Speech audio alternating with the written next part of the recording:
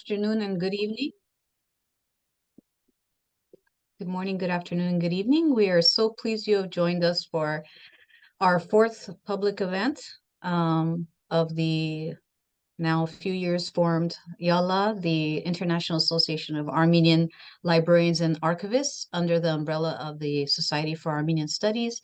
My name is Ani Boyajan. I'm a librarian at the Los Angeles Public Library and also a founding member of the organization. A few words about the organization. We created IAALA to provide a platform, a worldwide platform for archivists and librarians working with Armenian collections or not to network with each other, share ideas and solve challenges, promote issues germane to our field, and share information and ideas, encourage participation, provide mentorship, and to uncover, surface, and map hidden collections, both physical and digital. And please visit our website at IAALA.org. You can find out more about us and also view past programs. So now on to today's program, and this is our first ever bilingual program. You're going to get a double feature. We have two great speakers lined up today. And before I introduce our speaker in English, I'd like to say a few words in Armenian to all our guests as well. Հարիեգազեք բոլորդ, ողջույն ձեր բոլորին։ Հայկական քրատարանավարներու եւ արխիվներու միջազգային ընկերակցությունը հիմնված է շահական նյութեր քննարկելու, խնդիրներ եւ հարցեր արձարծելու, լուծումներ փնտրելու իբրև հարթակ, ինչպես նաեւ արխիվներ թվայնացնելու եւ մատչելի դարձնելու, ուսումնասիրողներու եւ հետազոտողներու միջև գապ ստեղծելու, մատուցված ծառայություններու կամ արգա նյութերու մասին իրազեկելու միջոց։ Մենք շատ ուրախ ենք այսօր, որ մեզի պիտի ձգուցեն երկու քրատարանավարներ, որոնք քաշազանոթ են Հայաստանի իրավիճակին եւ խնդիրներուն։ Նախ պիտի խոսք կառնե Լորի Ալվանդյանը անգլերեն լեզվով, ապա Ներսես Հայրապետյանը հայերենով։ Պիտի խնդրենք, որ ձեր հարցումները ուղեք ներկայացումներու ավարտին։ So let's start with Lori. Today's topic is the current state of libraries and librarianship in Armenia. And I'll introduce our speaker. Lori Alvandyan is an Armenian-American librarian and library advocate based in Yerevan. She currently works as lead specialist in the National Library of Armenia's International Relations Department. In her spare time, she serves as president and co-founder of the Open Book Initiative, a nonprofit dedicated to promoting literacy and access to information in Armenia. Her areas of interest include sustainable and democratic community development through libraries. She earned her master's in Library and Information Science from the Pratt Institute in 2012, and she's been in Armenia for the past 9 years. We're so pleased that Lori's going to be speaking to us today. So take it away, Lori. Okay, thank you, Ani, for that introduction. I'm very excited to be here today talking to you guys. I know this was a long discussed talk that we wanted to give. I originally gave this presentation in September of 2022 at the National Library of Armenia's International Library Conference. And we've been wanting to share this with the IAALA audience as well. So as you all know, today I'm going to talk about the state of Armenia's libraries based on the results of a nationwide survey of librarians that the National Library of Armenia did in October of 2021. So the results, it has been about 1.5 years since the survey took place. So, please keep that in mind. But I would say that in general, the data still very much reflects the current situation in Armenia. So I'm going to share my screen so that you can see my presentation.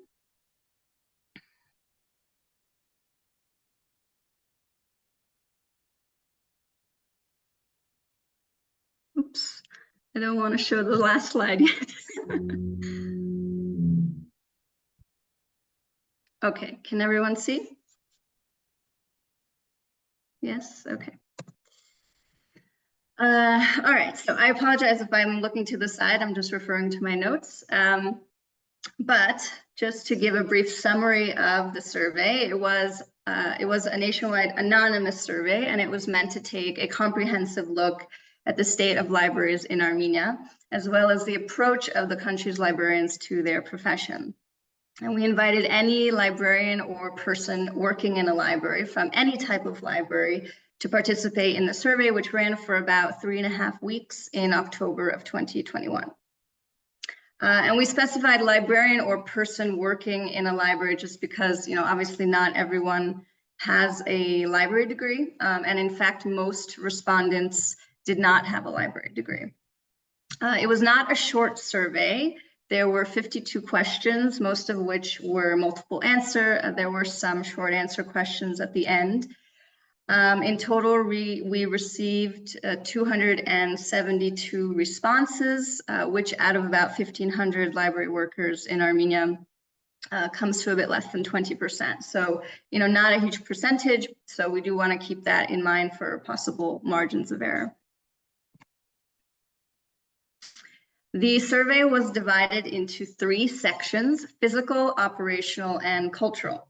And this was meant to gain a more holistic understanding of the state of Armenia's libraries. So we didn't just want to measure one aspect, but rather understand how all of these different aspects related to one another and fed off of each other. So physical obviously relates to the physical aspects of the library, the actual physical space, furniture, location, etc. Operational referred more to the processes and flows of the library's day-to-day operations. And cultural referred to specific cultural perceptions that librarians had about their profession and also users. And for the purposes of the presentation, I'm not going to go through every single question in the survey, but I've just pulled out a few from each section that are quite telling or which highlight a certain issue. But if you would like to see the full results of the survey, you can just search through the National Library of Armenia's website and you'll find it. And just to give a quick plug, the National Library of Armenia just launched their brand new website, which I definitely encourage you to check out. It's nla.am, and it's available in 4 languages, including Eastern and Western Armenian.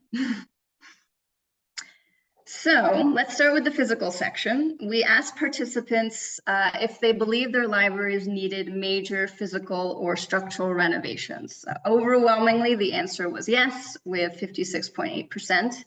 And, we aren't talking here about, just a broken window or small things that need to be fixed. These are major structural changes with the majority of Armenia's libraries. And if librarians feel this way, it's very likely that their users also feel this way. And it's also very likely that users do not feel comfortable using the physical space and will choose to not go there. Now, looking back on this survey, I would have loved it if we followed up this question by asking if those major structural renovations needed had any sort of created any sort of barrier to them performing their job to the best of their ability or to providing access to users. I'm sure we could assume the answer to that question, but that can be something that we consider for future surveys. Similarly, we looked at the availability of computers, and over half of respondents said that their library either doesn't provide computers or they don't have enough. And this is definitely something that creates an access to information barrier. So if we think about the context of Armenia, many people live in an apartment with their families, their grandparents, their siblings, their parents, their friends, and with multiple people in the home, depending on their economic situation, if they have a computer at home, they may all be sharing it. If I'm a student and I have to constantly wait for my sibling to finish using the computer before I do my homework, that creates a major information access issue that libraries in Armenia have a fantastic opportunity to solve. So this really needs to be a focus moving forward. Here we asked about the accessibility of the library's book stacks. This is important because, during the Soviet era, it was not uncommon for libraries to be completely closed stack. And so we expect that with Armenia's independence and the shift to democracy, we would also see a sort of democratization of information represented through the presence of open stacks. And there definitely has been movement in this area. But based on the chart, almost 75% of Armenia's libraries either partially or fully restrict access to their materials in some way. Of course, this survey covered a wide range of library types. So I think further analysis would need to be done to determine how each specific library type responded. But in general, this signifies to me that there's still a lot of work to be done in terms of further democratizing information and fully opening stacks to the public. And even though this question deals with a physical aspect of the library, I'd say it's also very much connected to cultural practices as well. There still does exist this sort of idea that books are not to be handled by the patrons, they're not to be touched, they're not to be taken home, they're not to be browsed through. Essentially, the library is not open, it's a limited space. The responses to these two questions are extremely important as well. So we asked participants if they had users with physical or mental disabilities. 58.7% said yes. And when asked whether their libraries had the necessary facilities to serve users with disabilities, almost the exact same percentage of participants said no. Armenia is a country that has seen many wars, and of course nobody wants to think that it could happen again, but we all know that that's entirely possible. And as a result of those wars, many people, many young people specifically, are disabled, and that number continues to grow. So, it's really unacceptable that anybody with any disability is not able to use the library and is not able to independently pursue their own education. Another concerning piece of data, 54.2% of respondents reported that they have experienced some kind of health issue from working in their libraries, mainly respiratory. This links back to the data I showed earlier about major library renovations that are needed. We have old buildings that haven't really been maintained and don't adhere to any health standards, plus very old books that have not been well preserved, that are moldy, and that just equals a recipe for health disaster for both librarians and for their users. So let's move on to the operational section. Library fees are actually an area in which Armenia's libraries are following more modern practices. So 73.9% of participants stated that their library does not charge late fees for books returned late. In the last few years in libraries more in the Western world, there has been this major shift toward rejecting the idea of charging late fees because it's exclusionary to low-income people, it creates barriers between the user and the information, and it's just kind of counterintuitive to the mission of the library, which is to build more equitable societies. Now, that's not necessarily connected to why libraries in Armenia do not charge late fees. I think it simply has not been part of the library culture here, which I'm personally very happy about because, for a country with a high poverty rate, charging fees would be an additional barrier to library use, and percentage-wise would not contribute that much to the library budget. So I do hope that this stays the same. We then asked participants what 3 things they wish their library could provide. As you can see, the top answers were new books, computers, and a modern library environment. This reinforces the data that we saw earlier about needing, building renovations and computers.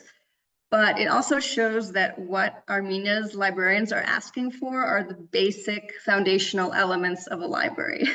Whereas if this question were asked to librarians in another country with maybe a more developed library system, they might respond with things that more closely reflect the modern landscape of information consumption.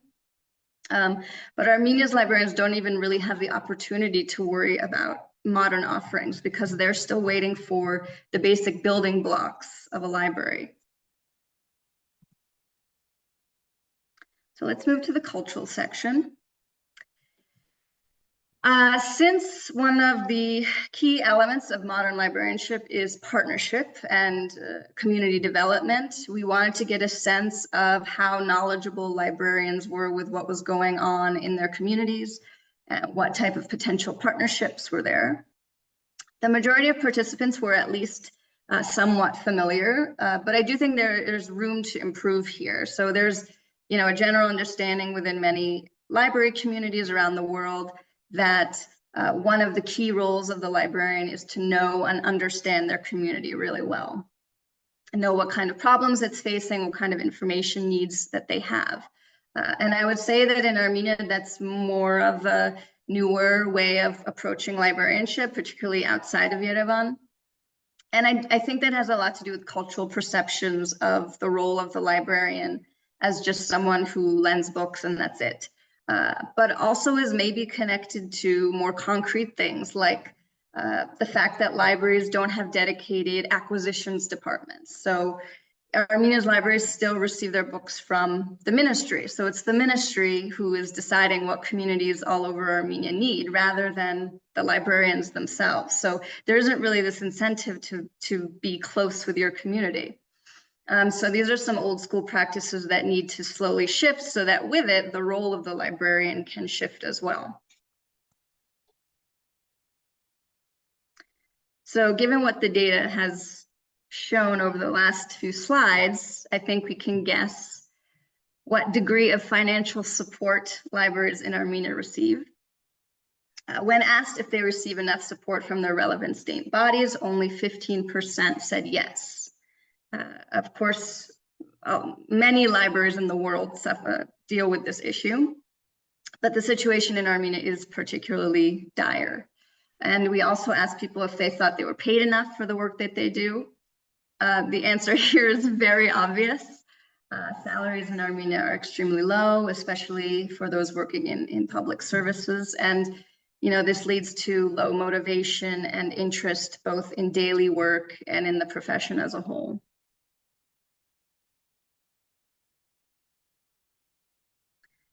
So keeping in mind that COVID was a big part of the last several years and many things slowed down, there are some things here that are still a bit concerning. So 66.1% of people said that they either rarely or never participated in professional development over the course of 3 years. So what this shows is that either Armenia's librarians are not very interested in professional development, which may be a symptom of low salary and low motivation, or there are barriers in place keeping them from getting the professional development they need. And we as a field are not doing enough to break down those barriers and create those opportunities.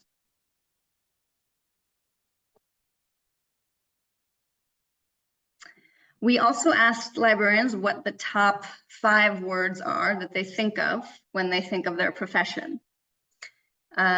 Most people responded books, reading, literacy, youth, and information. And we, as you can see here, we have a wide range of options to choose from.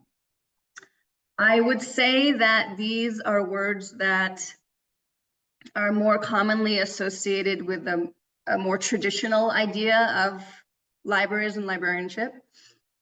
Very few people picked words like community or inclusion or democracy or equality, which are more commonly discussed and highlighted once you step into the global international library field. But of course, these issues are not yet at the forefront. Of course, I'm generalizing, but not quite at the forefront of library discussion in Armenia. And this leads to the next two questions. How would you rate the quality of library science education in Armenia? And how familiar are you with the global library field? So from these responses, we can see that most people have a pretty neutral or slightly negative opinion of library science education in Armenia. When we take a closer look at the data and compared the two graphs, it was actually quite mixed. So there was no obvious correlation between those who described themselves as very familiar with the global library field and those who described library science education in Armenia as very bad, or vice versa. So, if we just take these at face value, I'd say that the majority of people are quite unenthusiastic about the quality of library science education, and we have a library field that doesn't really engage with the global library field at a level that is necessary for addressing the numerous issues that Armenia's libraries face. So I just wanted to give a few conclusions. Obviously, we went through a lot of issues. I don't mean to depress you all. My first conclusion is that, we need more surveys. I think most of the answers to the questions that I just went through are quite obvious to anyone who's familiar with Armenia's libraries and their current state. But there is something to having that hard data and having that presentable proof that is a bit more effective in it, for example, in advocacy efforts. So we're not just collecting data for the sake of collecting data, but with the intention of using it to improve the situation in some way.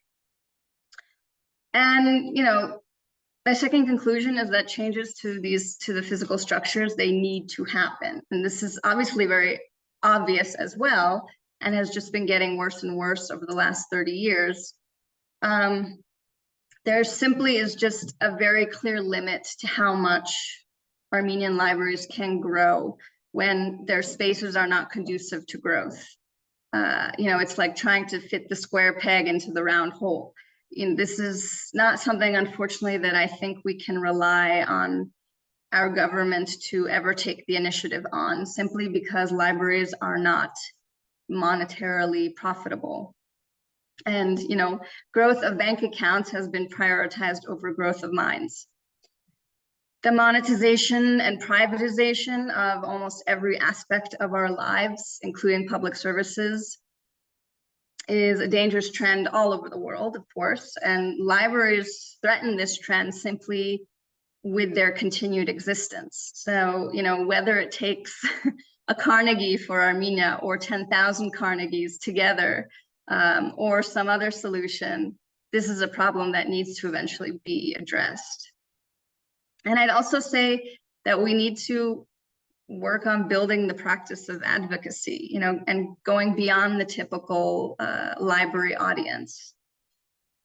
If we take into consideration that libraries are one of the fundamental pillars of a developed country, a developed democracy, and yet when I look at some of these, pan-Armenian, innovative, development-focused events and conferences that we have, like the Future Armenian or the Global Armenian Summit or the Armenian National Youth Forum, I don't see libraries represented at all anywhere. And to me, that's a huge issue. So if we want things to change, we need to start inserting ourselves into all of these conversations, not just the ones that already specifically deal with libraries. And libraries are connected to so many different aspects of community health, community development, that we need to be going into these spaces and making more noise in these spaces to get people's attention. And obviously reform in library science education and more involvement in the global library field is key, of course, if we want to attract a new generation of young librarians. And, without those young librarians and fresh ideas and ways of thinking, I can't see how things are going to move forward significantly. And finally, if you remember the graph we saw about familiarity or lack of familiarity with local community agents, I think there's a lot of potential for growth here between libraries and local NGOs, local institutions, community groups, and other organizations. I'd love to see more projects and activities related to helping Armenia's libraries recognize and utilize their local community organizations more, or at least help them gather information about what sort of things exist within their communities and how they could potentially partner together for the betterment of their communities, their library users, and their library in general. So with that, I will stop talking. Thanks. And I'll stop sharing. Thank you so much, Lori.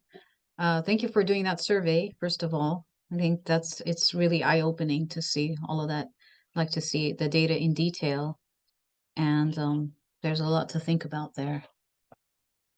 As I mentioned before, hold on to your questions. We'll get to them at the end of the Nerses's presentation. So let's move on to our next one. Let me introduce Nerses.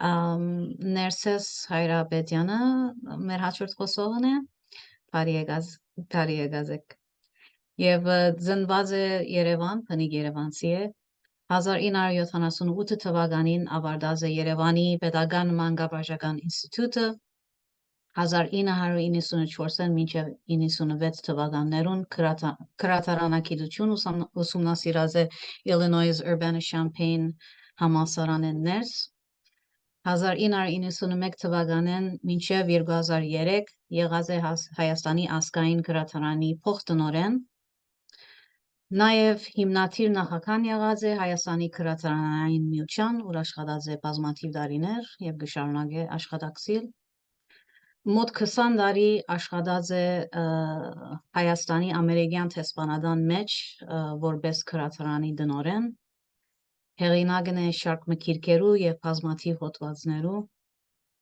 եւ ներկայիս Գաշխատի ազգային գրադարանեն ներս որպես հանրային հարաբերություններու բաժնի ղեկավար։ Ներսեսը նաեւ մեր գազམ་ակերպության քերակույն հանձնախումբի անդամ է։ Հիմա խոսքը կփոխանցեմ Ներսեսին։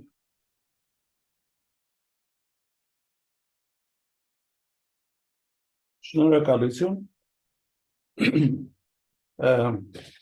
Շատ հաճելի է այս հնարավորությունից օգտվել եւ մեծ պատիվ այնց համար առաջինը հայրենով զեկուցում ներկայացնել։ Հիմա էկրանս իրվի պետք է կիսեմ ու անցնեմ մի քանի սլայդներ պատրաստել եմ, որ խոսքը ավելի գեղարվեստական երևա, բայց ավելի շատ պատրաստ եմ, որ քննարկում ծավալվի, որովհետեւ ես դասական իմաստով աղյուսակներ չեմ պատրաստել այդքան շատ կամ ինչ-որ տեքստեր չեմ արել, ցանկացած պահի, եթե հարց ունեք, կարող եք տալ եւ պատրաստ եմ հարցերին պատասխանել թե հայերեն, թե անգլերեն։ Հիմա էկրանս ձեր հետ կիսեմ, որից հետո իմ պրեզենտացիան բացանեմ, հա։ Րոպե։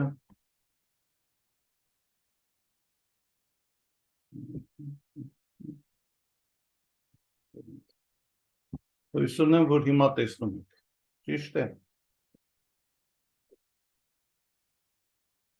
Այո։ Լավ, ուրեմն առաջի սլայդից գնամ և ողջ էկրանով դնեմ։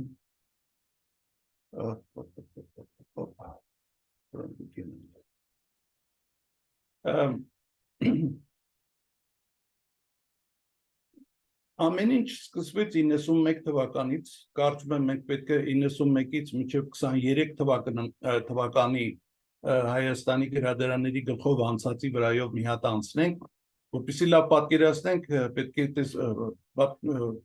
մեզ հարկավոր է սկզբնական թվերը, թե 91 թվականին Հայաստանում որքան հանրային գրադարան կար, իրականության մեջ Հայաստանում գրադարանների թիվը շատ ավելին է, իհարկե, մենք այստեղ այսօր միայն խոսում ենք հանրային գրադարանների մասին։ Խորհրդային ժամանակներում Հայաստանը ինքը վարչականորեն բաժանված էր 41 կարծեմ վարչական շրջանի, Եվ այդ շրջաններից յուրաքանչյուրում 70-ական թվականներին, 74, 78, 79 թվականներին ըստ այդ վարչական տարածքների գրադարանները միավորվել էին այսպես կոչված գրադարանային կենտրոնացված համակարգերի մեջ։ Դրանք արևմտյան համակարգերի նմանությամբ սարքված են իհարկե, բայց այն ժամանակներում բնականաբար համակարգչացում չկար, այսինքն գրադարանները միավորվել էին իրենց հիմնական գործառույթները կատարելու միասին,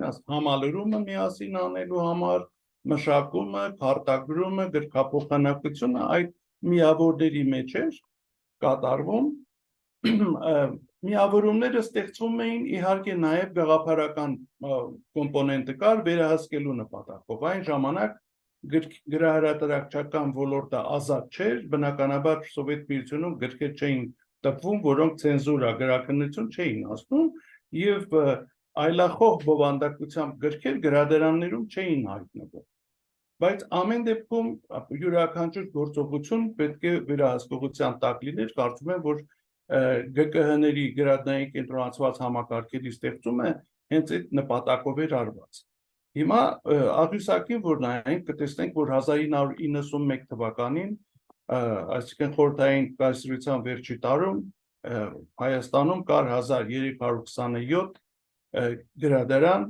դրանց թվում կային 37-ը, որոնք շրջանային կենտրոնական գրադարաններ էին, կային նաև կենտրոնական քաղաքային գրադարաններ եւ դրանցից դուրս ոնց որ կային քաղաքային, գյուղական եւ մանկական գրադարանները, որոնք ավելի շատ մասնաճյուղ գրադարաններ էին, իրանք ինքնուրույն չէին, որտեղ ԳԿՀ-ների կազմի մեջ էին մտնում։ Հետաքրքիր հանգամանք էլ կար։ Խորհրդային տարիներին, օրինակ, տեսնում ենք այստեղ 5 կենտրոնական քաղաքային գրադարան են նշված, այդ 5-ի մեջ 2 կենտրոնական քաղաքային Երևան քաղաքում էր։ Դրանցից մեկը մեծերին սպասարկող համակարգներ, մյուսը երեխաների, ասկեն երեխաների ուրեմն մանկական գրադարանների համակարգը առանձին էր։ Ուրեմն 2021 թվականին, ես 21 թվականի տվյալներն եմ բերում, որովհետև դեռևս չկա 22 թվականի տվյալները ամփոփ ձևով։ Ավելին ասեմ, հիմա այս թվերը, որոնց մասին խոսելու եմ, ես այս թվերին մեծ հաշվով չեմ վստահում, բոլոր հայաստանցիները գիտեն, որ իրականության մեջ մենք 21 թվականին կամ 22 թվականին 651 գրադարան չունենք, բայց խնդիրն այն է, որ այս պահին հնարավոր էլ չի վերջնականապես ճշտել եւ ստույգ թվեր ասել։ Ես ձեզ ասեմ, որ ես հենց 2 մարզերի տվյալներ եմ ճշտել, որից հետո ինձ մոտ թվերը փոխվել են, բայց որոշեցի այս սլայդի վրա չփոխել, այլ ձեր հետ ուղղակի կիսվել այդ իմ ունեցած ինֆորմացիայով։ Մի ուրիշ տարբերություն էլ կա, որ 91 թվի եւ 2021 թվականի տվյալները իրարից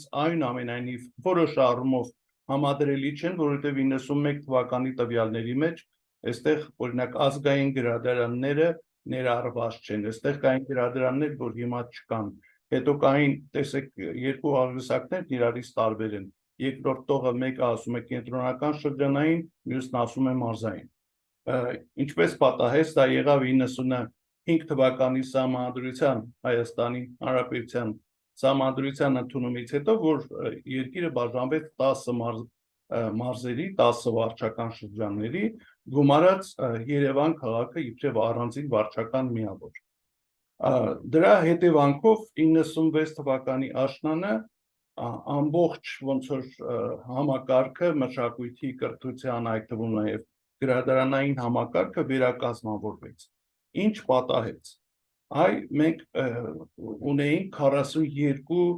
գրադարանային կենտրոնացված համակարգեր, քանի որ վարչական նոր համակարգ ստեղծվեց, բոլոր գրադարանները անցան տեղական ինքնակառավարման մարմինների, local authority-ների ուրեմն համակարգ, նրանց իշխանության տակ իրարից անջատվեցին, անմիջապես այդ մեծ ստեղծված գրադարանային նետվորքները, համակարգերը վերացան։ մնացին առանձին մեծ ու փոքր գրադարաններ։ Քանի որ հետագա տարիներին Հայաստանում աստիճանաբար գյուղական բնակչությունը շարունակաբար սկսեց գյուղից դեպի քաղաք տեղափոխվել, քանի որ երկիրը անընդհատ պատերազմի կամ կիսապատերազմական վիճակում էր, երկրից 1 միլիոնից ավել բնակչություն արտագաղթեց, ստացվեց, որ գյուղերի բնակչությունը շատ պակասեց եւ Հայաստանի կառավարությունը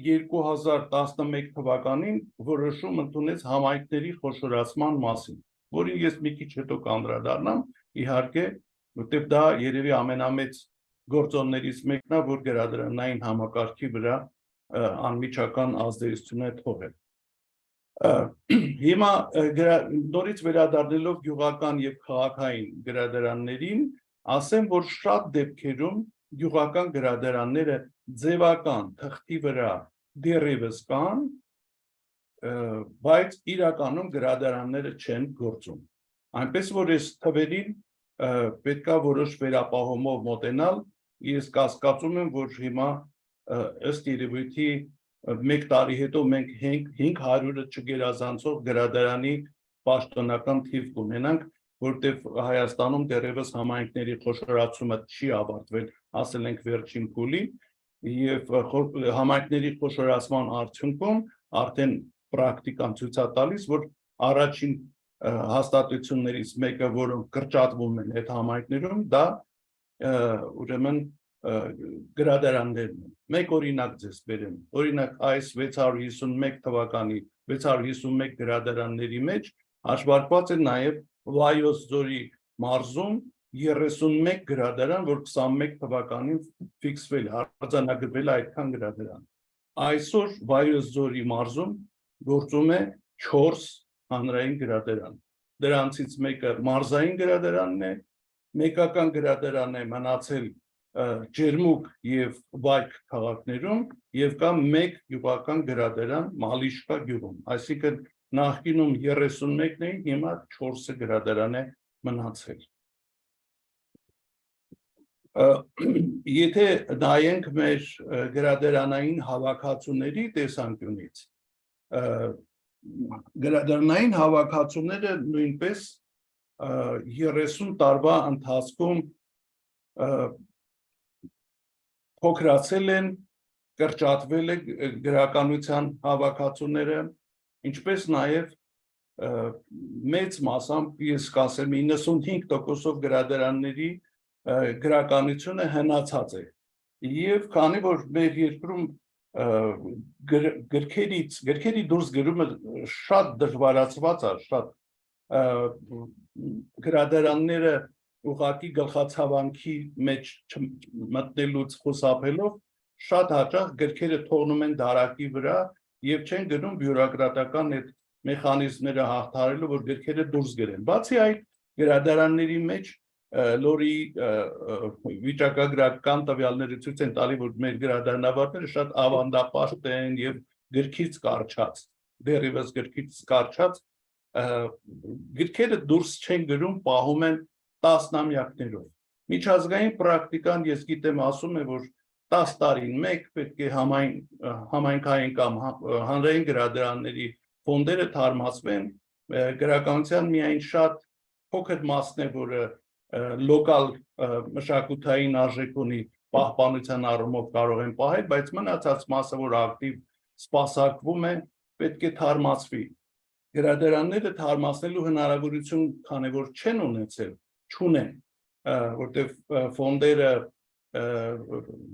նոր ֆոնդեր չասեմ այդ բառը, նոր գրականություն ձեռք բերելու կամ հավաքածուները համալրելու համար բյուջետային հատկացումներ չունեն, ուստի իրանք միայն կուտակում են արել ու դուրս են գրում գրականությունը։ Գրադարանների համալրման, ես խոսում եմ համայնքային, գյուղական, քաղաքային գրադարանների մասին առաջին հերթին, այդ գրադարանների համալրումը կատարվում է միայն գրեթե միայն մեկ աղբյուրից, դա նվիրատվությունների աղբյուրն է։ Իսկ նվիրատություններ հիմնականում արվում է մարդիկ իրենց տանը եղած հին գրքերը նվիրում են գրադարաններին, որոնք գրադարանները ընդունում են, որպեսզի ինչ-որ բան ցույց տան, որ գրադարանում նոր մուտքեր են եղել։ Եվ Լորին նշեց, որ գրադարանները դեռևս նախարարության կողմից են համալրվում։ Դա մասամբ է ճիշտն ասած, որտեղ նախարարությունը համալրում է միայն իր ենթակայությամբ գործող 10 մարզային գրադարանները, որոնք բյուջեով տարեկան մոտարապես, այսպես ասեմ, $4000 համարժեք երևի ֆինանսավորում ունեն տարեկան գրականության եւ բաժանորդագրության համար ծախսեր անելու, բայց նախարարության գնաց գրականությունն իհարկե մարզերի միջոցով, մարզային գրադարանների միջոցով հասնում է նաեւ գործող համայնքային գրադարաններին։ Ինչ որ բան հասնում է, բայց դա գրադարանները չի որ որոշում են իրենց ընթերցողների պահանջմունքներին adekvat համարժեք գրականություն չի որ իրենց ստանում են, այլ ստանում են այն, ինչ որ ստանում են, ինչ որ կենտրոնացված ձևով նախարարությունը գնում է կատարում եւ բաշխում է մարզային գրադարանների միջոցով։ Այստեղ եթե մենք նայենք 90-91 եւ 2020-2021 թվականների տվյալները, պիտի ասեմ նախ որ ընդհանուր գրականության քանակը համայնքային մարզային գրադարաններում 5 միլիոնով կրճատվել է տարիների ընթացքում, ես ուղիղ թվեր չեմ ասում, հետո այս սլայդները եւ ինֆորմացիան ձեզ կտրամադրենք։ Եթե նայում ենք 90 թվականի, 90-91 թվականի նոր ստացումները եւ դուրս գրումները ընդհանուր հավաքածուի բալանսի մեջ շատ հավասարակշռված է, 3% դուրս է գրվել, 3% նոր գրականություն է գնվել է 15 միլիոնի հաշվով, իսկ արդեն 2021 թվականներին նոր ստացումները 0-ին մոտիկ 0 ամբողջ ինչ որ մի թիվ է ստացվում, իսկ դուրս գրումը ամբողջի 1%-ն է կազմում, ես նորից եմ կրկնում 1%-ի փոխարեն կարելի է 20%-ն է դուրս գրել գրադարաններից, դրանից ոչինչ չի փոխվի, ուղղակի գրադարանները չեն ուզում դուրս գրած լինեն, որովհետև այլապես իրենք նոր գրականություն չունեն, հնից էլ կզրկվեն։ Ես այս աղյուսակի վրա ձեզ ցույց եմ տալիս 3 հիմնական գրադարանային վիճակագրական տվյալներ, առաջինը դա ընթերցողների կամ օգտվողների այցելուների հաճախորդների ինչ անուն ուզում եք դրեք, Հայաստանում դեռ ասում ենք ընթերցողների թիվն է, որ 91 թվականին 1.100.000-ի չափ է կազմել եւ 2021 թվականին 354,000 փոքրիկով։ Այսինքն 3 անգամ պակասել է ընթերցողների թիվը։ Ինչպես մնացած վիճակագրական տվյալների դեպքում, այստեղ էլ ես վերապահումով եմ ընդունում այս թիվը, որովհետև ստույգ վստահելիություն չկա, անկեղծ ասած, չգիտեմ, իրականում այս 354-ը ճիշտ է, թե դրանից էլ պակաս է թիվը ընթերցողների, մենք գիտենք, որ ընթերցողների թիվը պակասել է։ Եվ եթե մնացած տվյալներն էլ նայենք, կտեսնենք, որ այնուամենայնիվ տրամաբանական է թե թվի պակասումը եւ թե երկրորդ սյունյակը, որ նայում ենք, գրքատածկը, circulation-ը, or book loan, որ նայում ենք 91 թվականին 21 միլիոն միավոր գրքատածկ է եղել եւ 2021 թվականին 5 միլիոն ընդհանրապես 4 անգամ պակասել է գրադարաններից վերցվող գրքերի քանակը,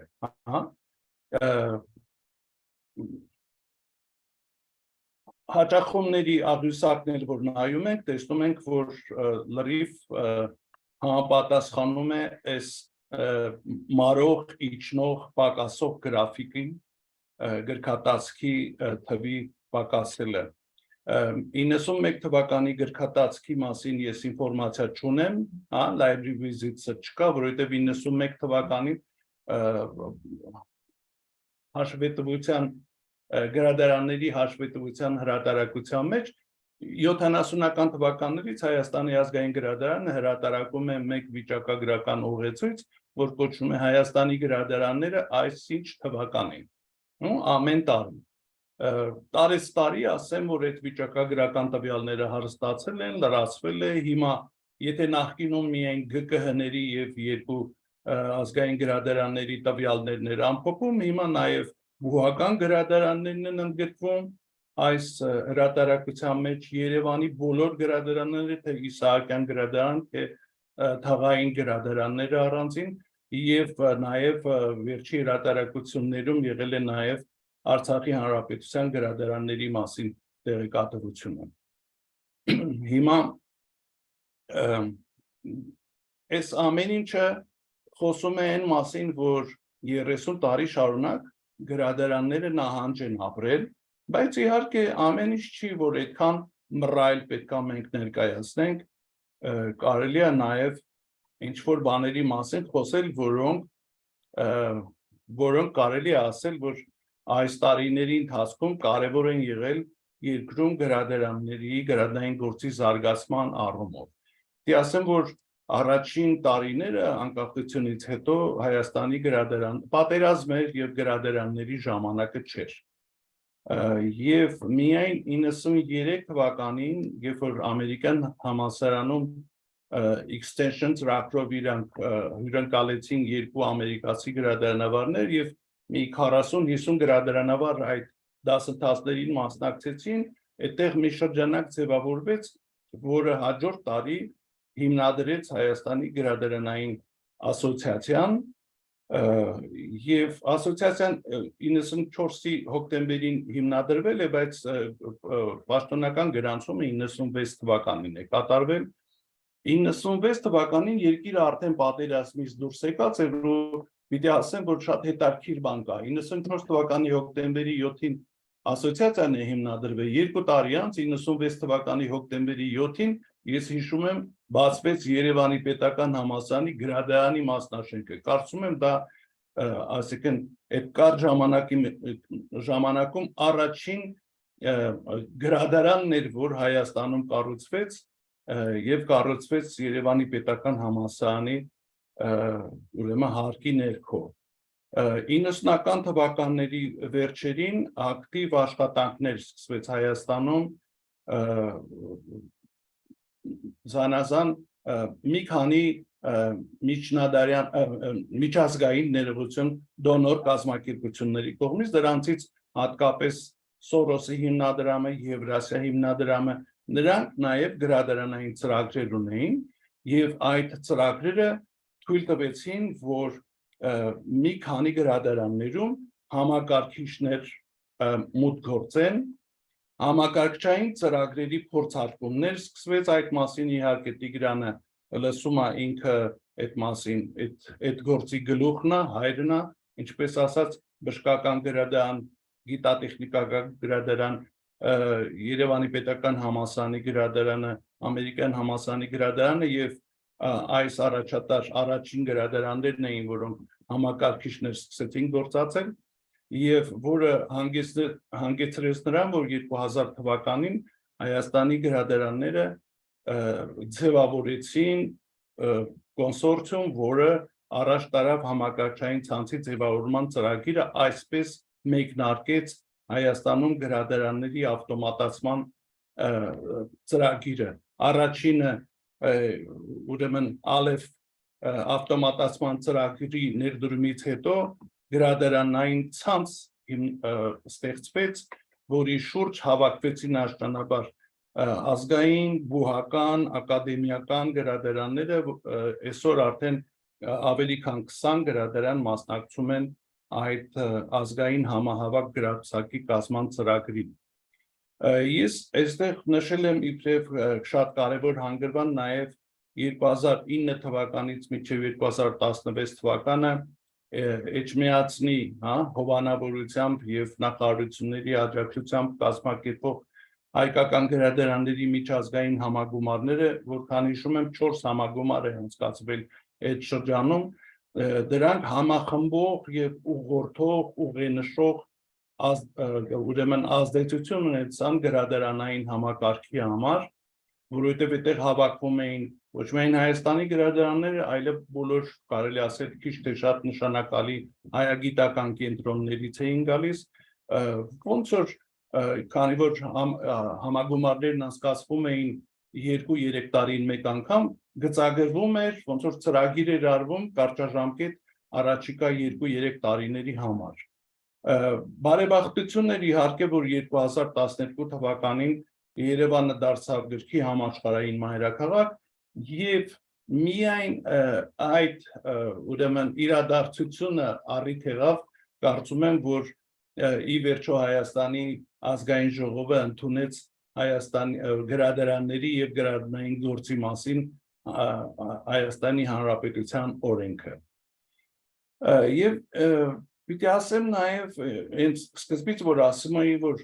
խոշորացումը մեծ ազդեցություն է ունեցել տարբեր ոլորտների վրա, համայնքների խոշորացումը, ամենամեծ ազդեցություն ունեցել է այնուամենայնիվ գրադարանների վրա, որովհետև համայնքների խոշորացման արդյունքում առաջին օղակը, որը կրճատվում է համայնքներում, դրանք գրադարաններն են։ Հիմա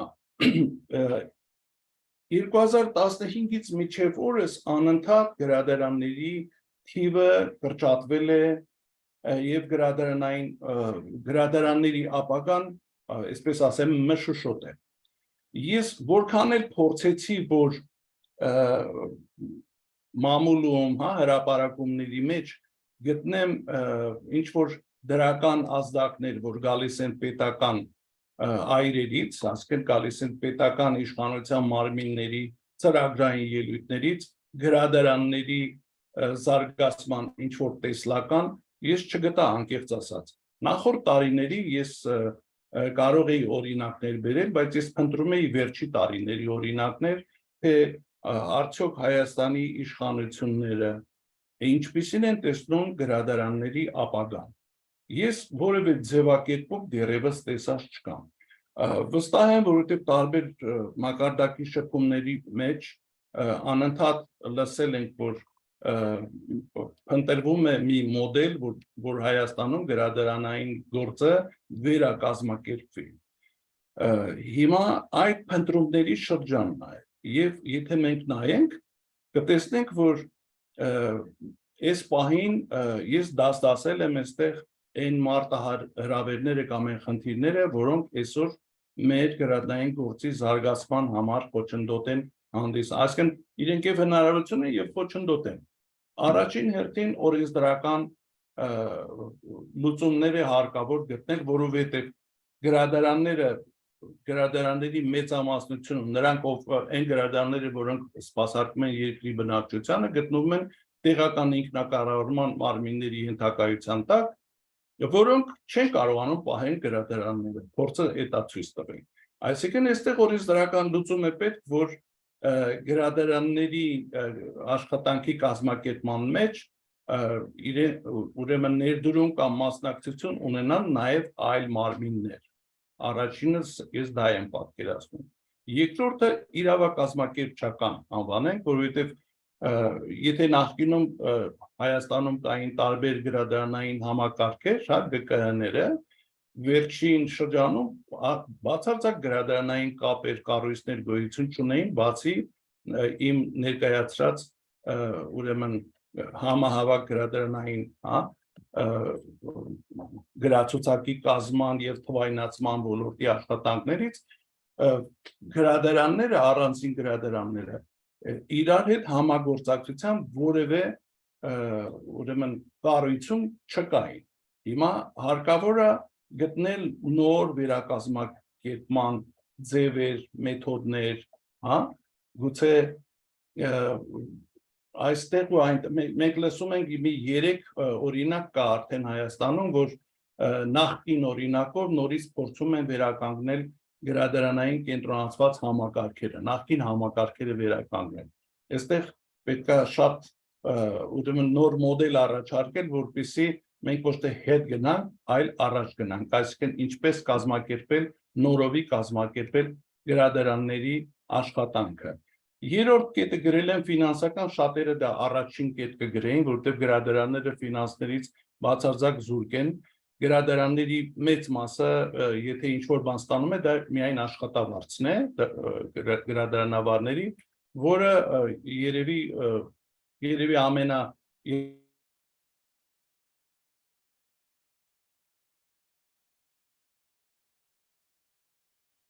ապա վերջից երկրորդ տեղում կարող հանգեցնում է նաև հաջորդ կետում նշված հանգամանքին, կադրային խնդրին։ Այսօր շատ դժվար է գրադարաններում նոր աշխատողներ գտնել,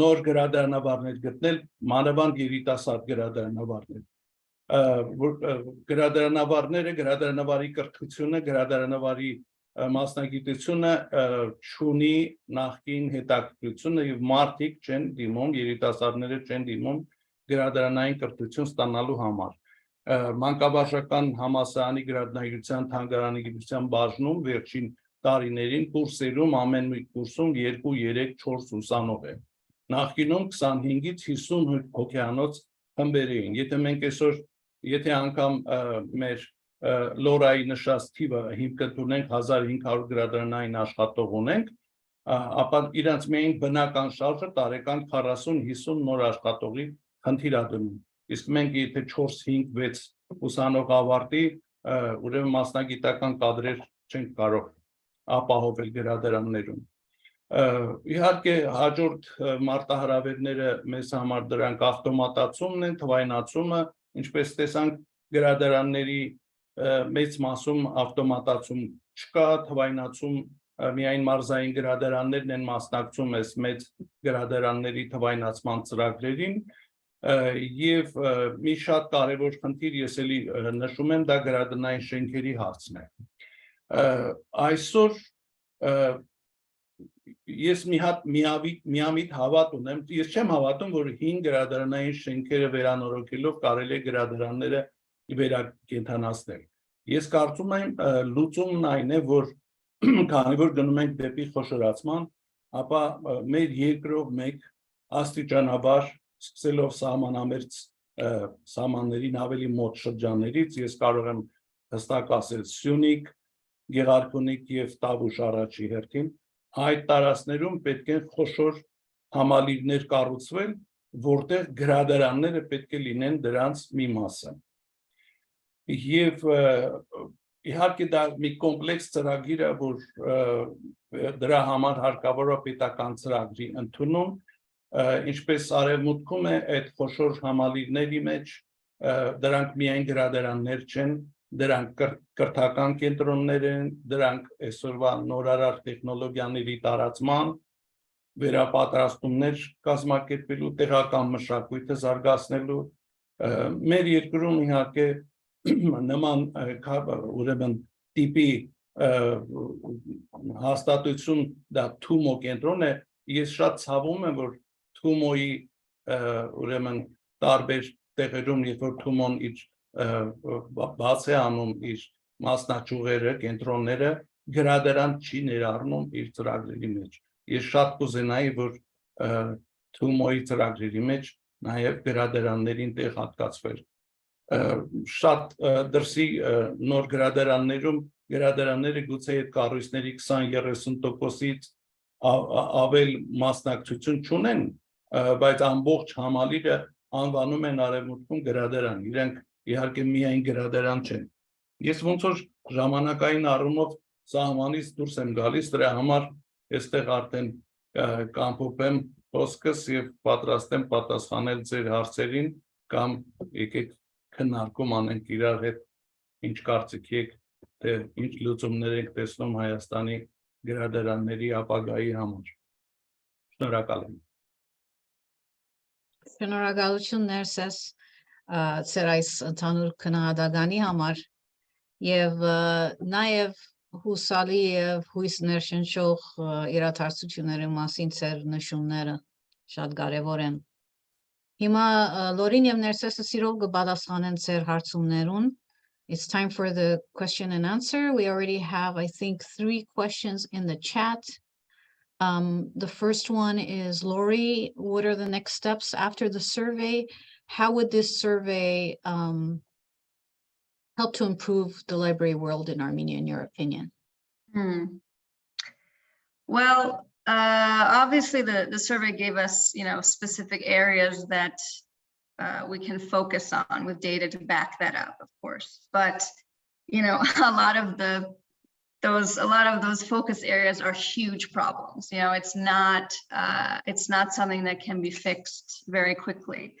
But within those huge problems are smaller problems which can be at least addressed or at least worked on via the library community in Armenia and through collective efforts such as IAALA. But improving the Armenian library world, I think, will take both the smaller grassroots efforts plus, you know, the higher up efforts. So, you know, there are a lot of, for the bigger problems, collective effort is needed. So sharing these problems on a wider scale, introducing, I don't want to say shoving these problems in people's faces, but making them way more known to the bigger agents, people who can potentially help. You know, the Armenian world is well connected. Most people know each other. They know, and a lot of, you know, a lot of those connections have made the TUMOs happen and have made the AUAs happen and things like that. So there's no reason why those connections cannot be used for libraries as well, at least in my opinion. But, you know, not just making the problems known to those bigger agents, but also showing how investment in libraries is also investment in Armenia. I think that's a really important thing to highlight, because all these people want to invest in Armenia. But I don't think a lot of people understand that investing in libraries is investing in Armenia. So we need to really make that clear. And I mean, I really believe that all it takes is one library to serve as an example of just how much, you know, a well-funded, well-staffed library, how much of an impact that can have on just one community. And once that library exists, it's like a domino effect. I at least hope it can be like that. We've seen that with other sectors in Armenia. So I hope that if we can at least come together and work collectively to make that one library happen, there's possibility for that trend to continue. At least that's my very optimistic opinion. Thank you, Lori. Yes, I think the value proposition part of it is very critical, and we face that, I think, all over the world, not just in Armenia. How do we show our value? How do we demonstrate it? Unfortunately, it's hard to measure that in the library world. Right. We have two hands raised, but we have one in the chat before I get to the raised hands. Armine Oganesian, Սեր գարսիկով ապակայում որքան պետք է լինի ժամանակագից գրադարանի թղթային եւ թվային հավաքածոյի հարաբերությունը։ Երևի ներսեսին ուղղված։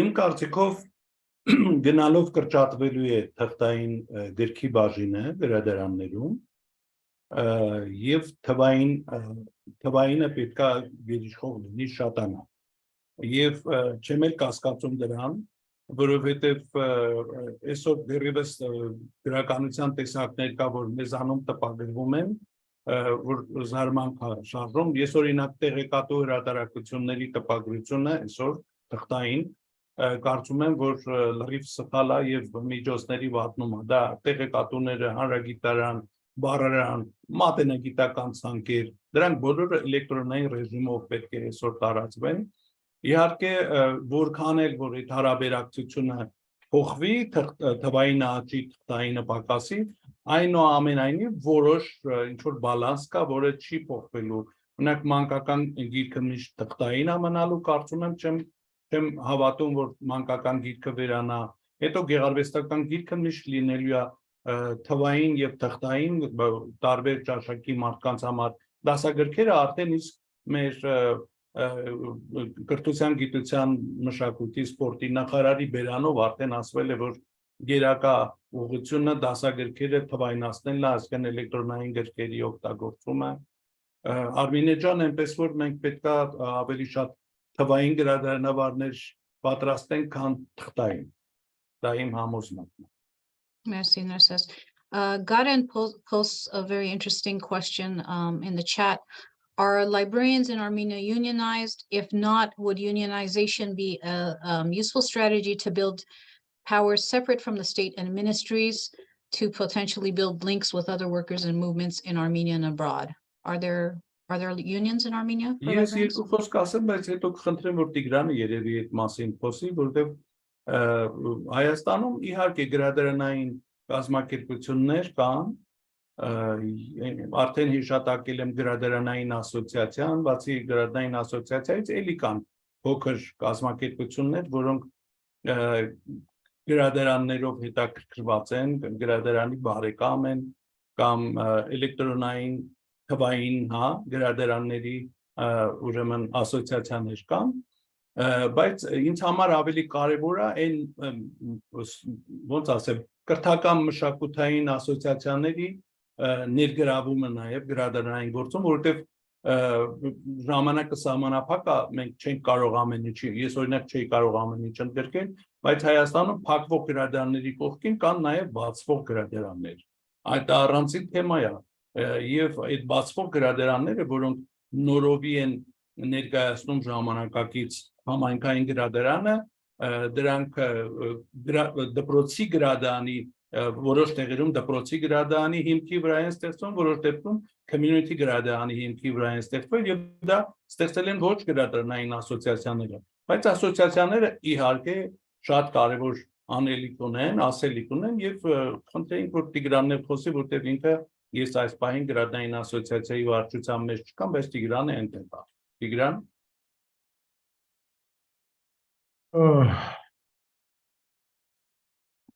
Սկզբունքորեն ներսես չէ դու բոլոր հարցերին, so you answered to all questions regarding these associations, etc. I think that 1 year after this time, we can again raise this topic and start discussions, because I think that during this 1 year, a lot of changes will happen in the librarianship field. So let us wait for 1 year and see what's going on. Thanks, Tigran. I like that you are so optimistic You're about keeping the us in future of Armenian suspense. libraries. Thank you. Do we have any other questions? I have a question. Oren Sargan Ketnivra. Ինչ կարելի է, ինչ բզդիկ քայլերով կամ ինչ մեծ քայլերով կարելի է ինչ որ փոփոխություններ անել Oren Sargan Ketnivra, որբեսի քրքի ասենք նվիրատվություններու այդ process-ը ավելի թյուրուն լինի, ես գիտեմ որ մաքսային ահավոր քներ կան, որ պետք է դրվեն գրադարանի կողմից, երբ որ նվիրատվություն կա եւ այլն, ինչպես կարելի է համախմբվել եւ այդ փոփոխությունները անել։ Բարդ հարց է, բայց օրենսդրական ճանապարհով պիտի կարգավորվի, ես տարիներ շարունակ միշտ լսել եմ այդ խնդիրը, որ երբ որ դրսից գրքեր են ուղարկվում, դրանք գրադարանների համար գրքեր, եթե ուղարկվում են, այո, պետք է մաքսային արտոնություններ ունենան, այլապես իմաստը անհասկանալի է, գիրքը գալիս է հանրային օգտագործման համար, գալիս է մեր երկրի ոնց որ տպակի ժառանգությունը համալրելու համար եւ մենք հարկում ենք այդ գրքերը, ես այդքան չեմ հասկանում, բայց դա օրենսդրական կարգավորելի հարց է։ Ինչ մնում են նվիրատվությունները, մեր ընթերցողը, մեր բնակիչները շատ supportive են, շատ աջակից են։ Ես հենց այսօր գրադարանում այցելու եմ ընդունել, որը իր սեփական նախաձեռնությամբ գիրք է կազմում, արդեն նույնիսկ համակարգչային շարվածքով այդ գիրքը ես ունեմ, կարծում եմ բոլոր ընկերներիս հետաքրքիր է, ես վաղը սուտ կլինի, երեքշաբթի օրը որտեղ մենք վաղը չենք աշխատում։ Երեք շաբթի օրը ես ձեզ բոլորիդ կուղարկեմ մի հետաքրքիր գիրք, որը այոց ցեղասպանության թեմայի մեջ է, Արմին Վեգների եւ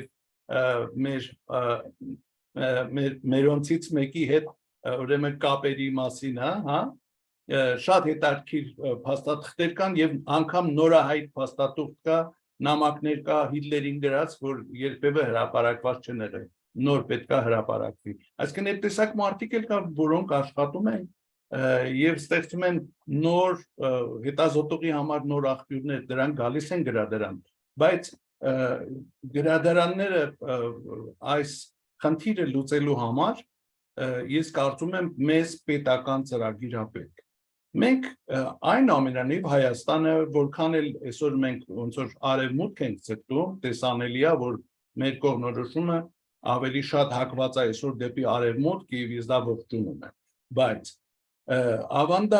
ավանդաբար տասնամյակների ավանդույթով ձևավորված մեր գրադարանային համակարգը եւ մեր կյանքը կազմակերպված է եղել նախկին խորհրդային երկրների շատերի նմանողությամբ։ Հիմա ես նախանձով նայում եմ, որ նախկին այդ խորհրդային մեր երկրներից մի քանիսը այսպես միջնաժամկետ ծրագրեր են ընդունել, լավ, շատ մշակված ծրագրեր է տարիներ շարունակ իրենց գրադարանային ոլորտը ոտքի հանելու ծրագրեր։ Մեր գրադարանները այսպես մի ծրագրի կարիք ունի։ Կարծում եմ այդ ծրագրի մեջ կարող է իր դերակատարությունը ունել։ Այդ ծրագիրը պետք է մշակվի նախարարության կողմից, կառավարության կողմից, գրադարանավարների մասնակցությամբ եւ այդտեղ նաեւ դուք այս մեր ասոցիացիայի անդամները կարող են շատ կարևոր մասնակցություն ունենալ եւ այդ ծրագրին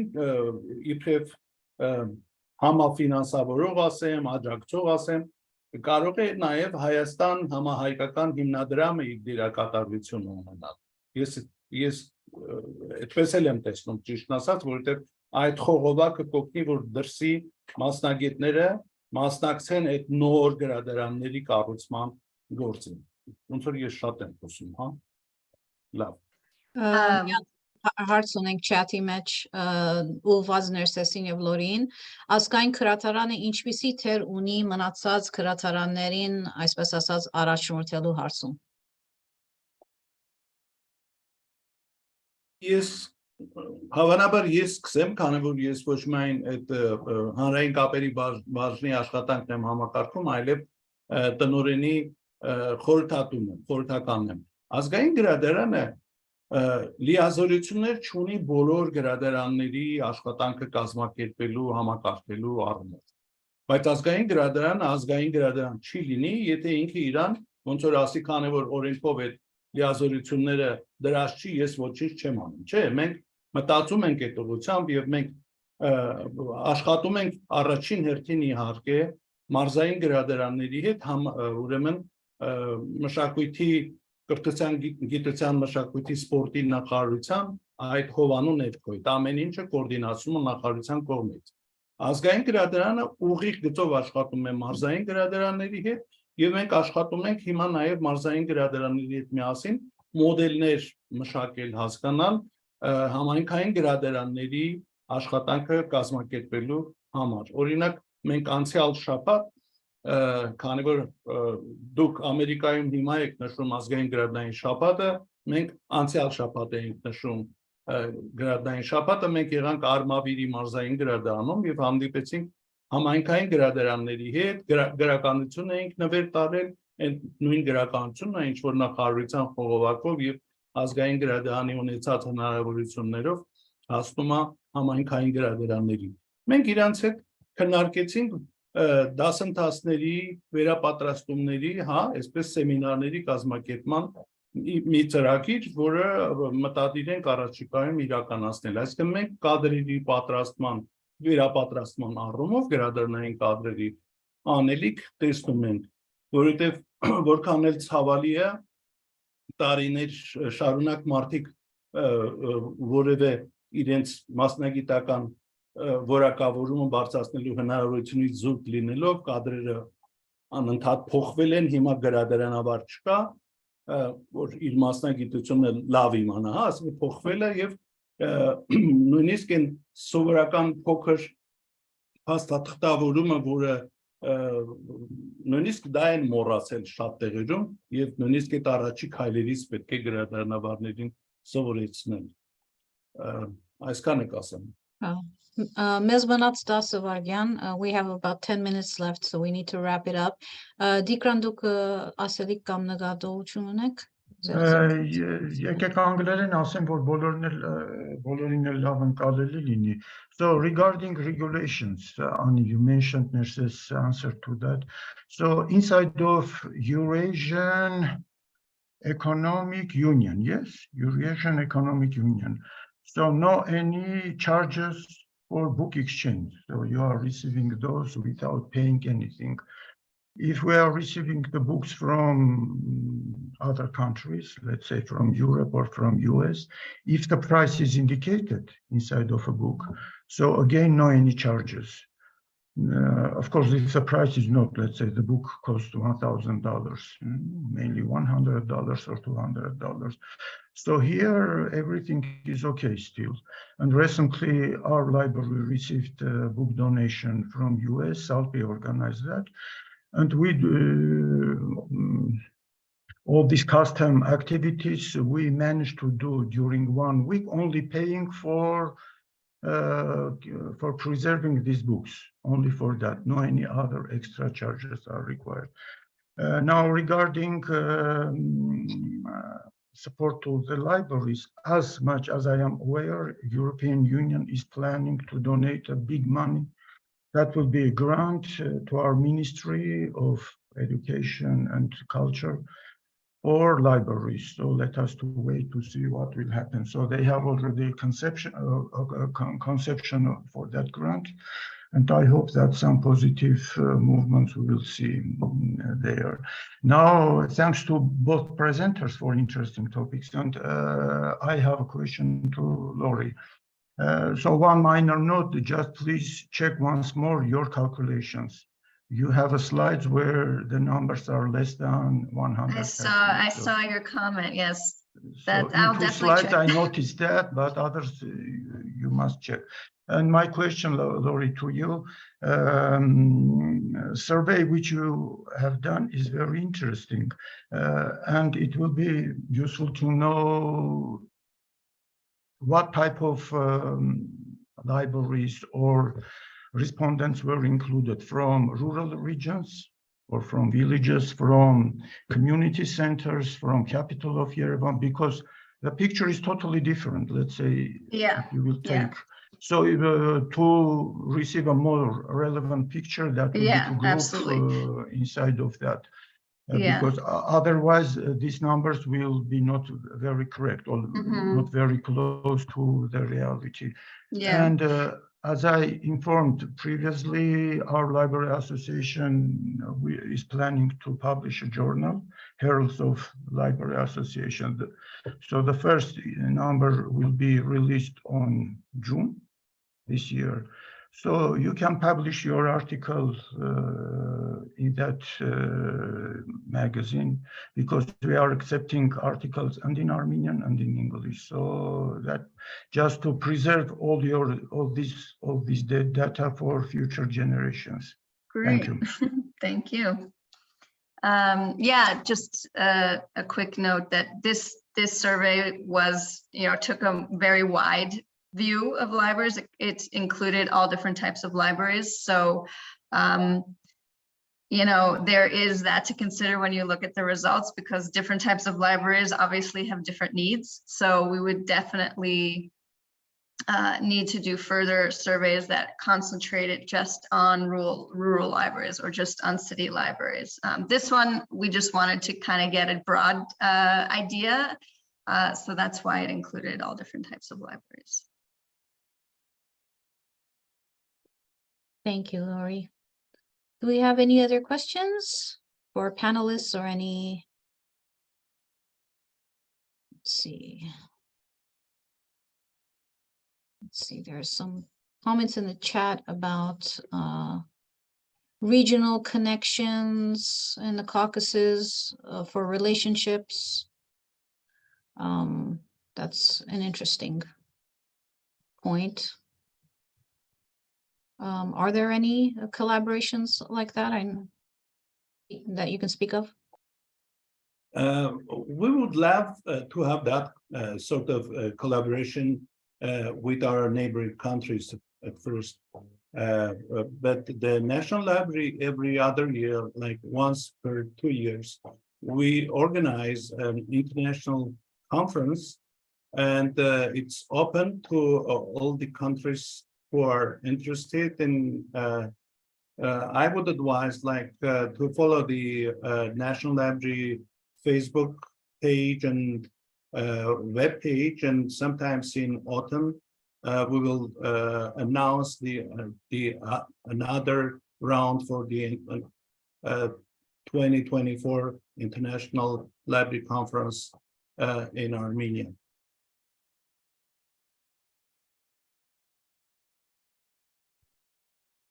Thank you, Narses. Dikran, you have your hand up. Yes, thank you. So I will try to answer to Garen about regional cooperation. So last year, or let's say during last 2 years, we fulfilled one project with Istanbul Municipal Library. We published a bibliography of Armenian books, or Armenian in Turkish alphabet books, being preserved in that library. And we discovered 185 new Armenian book titles. Can you imagine? Never included in union bibliographies. So we are cooperating with our colleagues. We are planning also to go to Iran to continue to expand our cooperation with Turkish libraries, because the biggest center of Armenian book publishing was Turkey, was Istanbul. So I think that there we will find many new titles and with the books and with the periodicals. So some bridges we are making, let's say, librarians as a public diplomacy carriers, I don't know. So that's short information. Thank you, Dikran. Do we have any other questions? We have lots of words of thanks. So I think we'll wrap up for today. Thank you to our speakers, and please look out for our IAALA in Focus number 5, which will be our next series, and where we can continue the conversation and continue just connecting and collaborating. So thank you everyone for joining us today. Have a good rest of your day or evening.